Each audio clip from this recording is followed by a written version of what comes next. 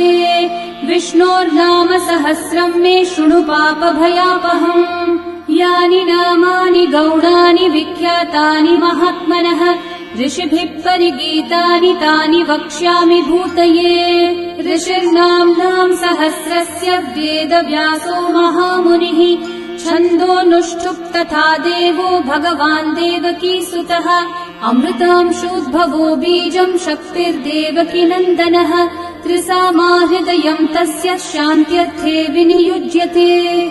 विष्णुम् जिष्णुम् महाविष्णुम् प्रभुविष्णुम् महेश्वरम् अनेकरूपदैत्यान्तम् नमामि पुरुषोत्तमम्।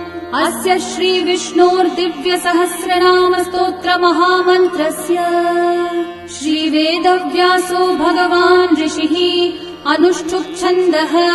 श्रीमहाविष्णुः परमात्मा श्रीमन्नारायणो देवता। अमृतांशोद्भवो भानुरिति बीजम् देवकी नन्दन।